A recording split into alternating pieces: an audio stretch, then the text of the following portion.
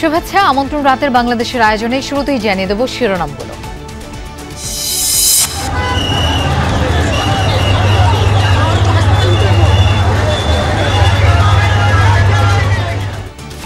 রাজধানীর করাইল বস্তির ভয়াবহ আগুন 4.5 ঘণ্টায়ও আসেনি নিয়ন্ত্রণে।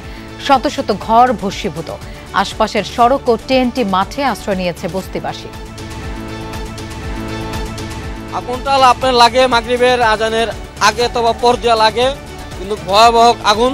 একটাই হেলিকপ্টারও যদি এই জিলাতে পানি দিত নিয়া এ পর্যন্ত আসতো না। 10-12টা রুমেই সমস্যা সমাধান হয়ে যেত গা। গণভোটের ব্যালট হবে রঙিন, টানা প্রচারণা চালাবে সরকার। উপদেষ্টা পরিষদে অধ্যাদেশ অনুমোদন। নির্বাচন সুষ্ঠু করতে পর্যবেক্ষকদের সহযোগিতা চায় ইসি। আমি অতীত নিয়ে কোনো ঘাটাঘাটি করতে চাই না। আমি অলওয়েজ সামনের দিকে তাকাতে চাই। যেসব ভোট কেন্দ্র নির্ধারণ করা হবে সেসব ভোট কেন্দ্রেই গণভোট অনুষ্ঠিত হবে। সংসদ নির্বাচনের জন্য প্রস্তুতকৃত ভোটার তালিকাই হবে গণভোটের ভোটার তালিকা। অধ্যাদেশ অনুমোদনে সাধুবাদ কয়েকটি দলের। নীতিমালা পর্যালোচনা করে মতামত দেবে বিএনপি। জটিল প্রশ্নে না ভোট জয়ের শঙ্কা অন্যদের।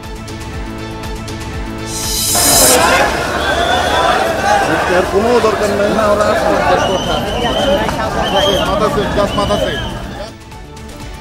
47তম বিসিএস এর লিখিত পরীক্ষা পেছানোর দাবিতে শাহবাগ সহ বিভিন্ন স্থানে বিক্ষোভ।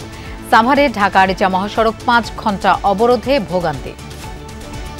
এই সাভার থেকে হাইটাই পর্যন্ত আসছি, ভোগান্তি তো 100%। এই যে রাস্তাঘাট মানুষগুলো আজকে অসুস্থই পড়তেছে। দেখার কেউ নাই, সরকার আছে থাকলেও নাই। এছাড়াও রাতের বাংলাদেশে আরো থাকছে। বিতর্কিত নির্বাচনী সংশোধনী নিয়ে বিজেপির বিরুদ্ধে হুঙ্কার তৃণমূলের।